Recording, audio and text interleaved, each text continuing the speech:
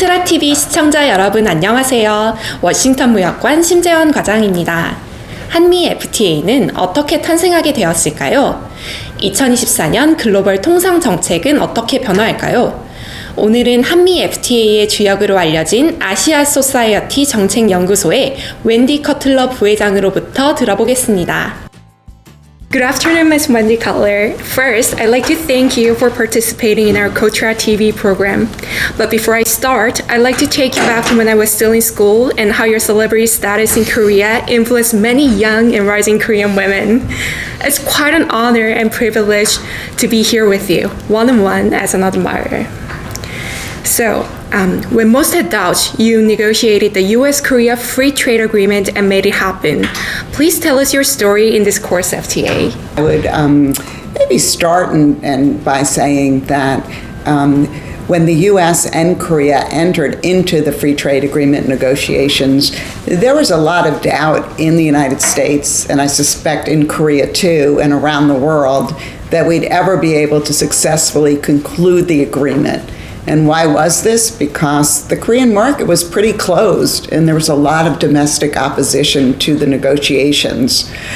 But with hard work and a real determination by both sides, we were able to conclude what I would call a win-win agreement, where both sides got something out of the agreement, which paved the way for us both eventually to get needed congressional and National Assembly approval of the agreement, and it went into effect in 2012. Thank you, Ms. Cutler. So, the world's trade is changing due to factors stemming from geopolitics, supply chain de-risking, and etc. What is happening to trade policies and trade agreements? What directions are countries moving in terms of trade, regionally and globally on trade dynamics? Well, this is a great question because I think the whole issue of trade and which issues and which approaches we should be following are really under debate, not only in the United States, but in other corners of the world. But let me talk for a minute about the United States. And here, I think there are two important trends. One is that over the past 7 years, there's been decreasing interest in concluding trade agreements, particularly in the Biden administration.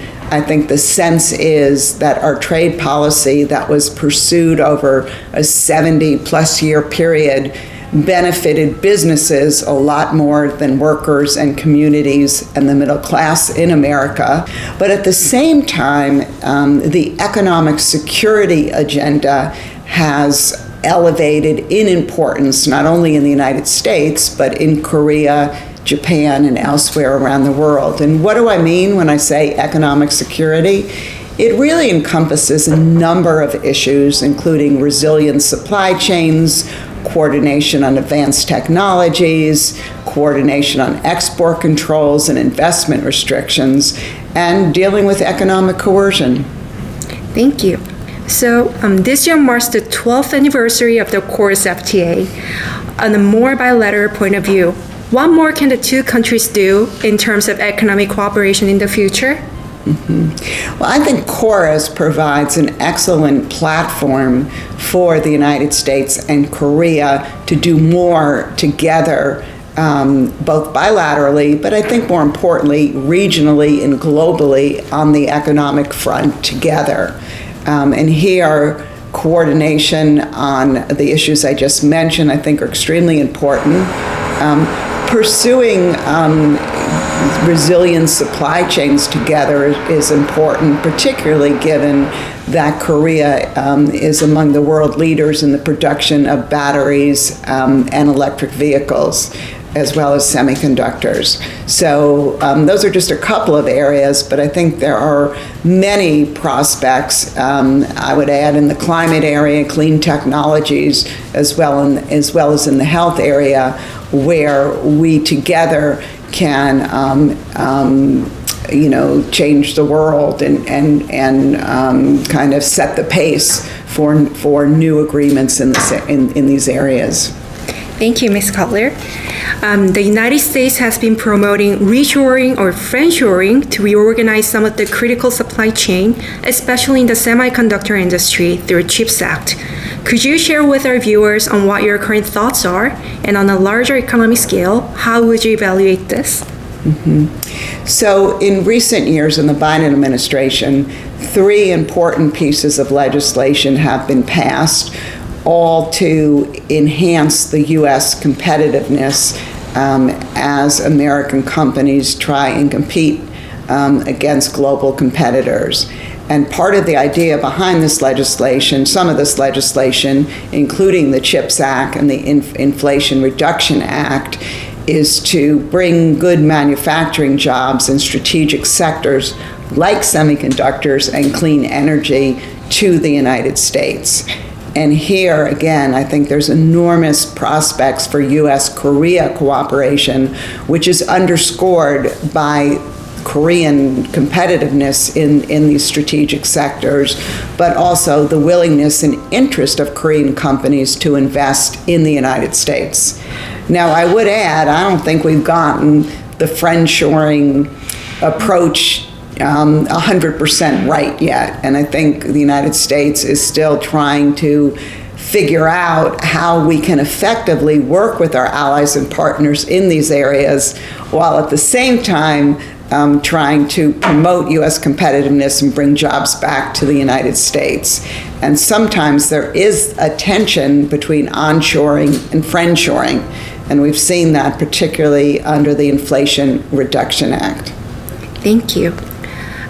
So next theme is IPEF. The first pillar on trade is still not established. Where does Korea fit in all this, in your opinion? Talk to us about the economic security in the region with Korea and Japan hand in hand. Mm-hmm. Well, again, I think Korea is playing an extremely important role as the United States and others pursue an economic security agenda.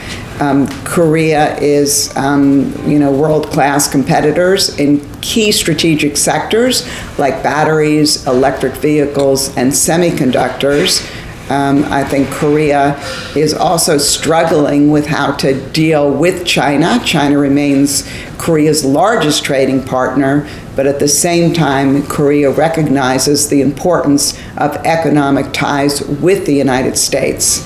I think it's interesting that I think in the last quarter or in the last month of trade statistics, Korea has traded more with the United States than with China. So I think Korea is also beginning to reassess its trading relationship with China and sees the need to diversify not only markets, but also to diversify inputs to finished products. But this is a work in progress for all countries, and coordination among allies and partners is critical if we're going to get the economic security agenda right. Okay, thank you.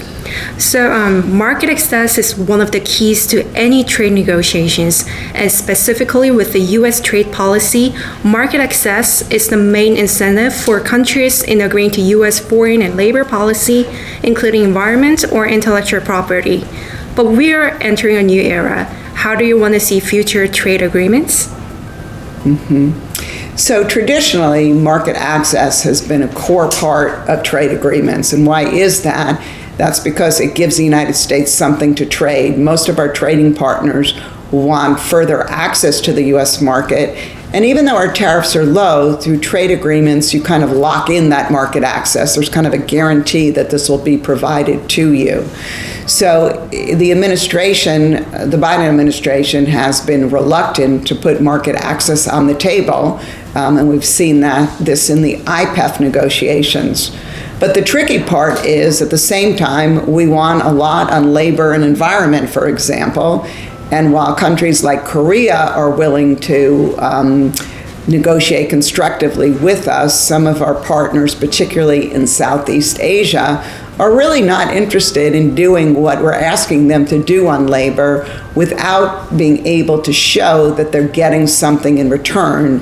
Traditionally, that means the administration has been trying hard to show that there are other benefits to signing up to these agreements in IPEF, including, for example, technical assistance, financing for clean energy, and robust public-private partnerships. But again, this is still a work in progress. As you mentioned earlier, the IPEF negotiation has been successful in all areas but trade, and the trade area still remains extremely sensitive, not only for the United States, but for other countries as well that really want market access to be put on the table. Okay, thank you. With the U.S. economic and national security policy toward China does affect countries like Korea, with China as their top trading partner. That includes Australia, Japan, Canada, who want a productive economic relationship with China. In your opinion, what is the U.S.-China economic strategy besides export controls or gradual decoupling? So the United States strategy vis-a-vis China in the economic realm is to enhance U.S. competitiveness at home, work closely with our allies and partners, so we have a collective response to the challenges that China brings to the economic arena, as well as engage with China in areas where we have common interests, or in areas that involve products that are not brought under the national security umbrella. Now, recently, the United States has looked to stabilize its relationship with China, including in the economic area. I mean, ironically, the bilateral economic relations with China used to be called the ballast or the foundation of our relationship.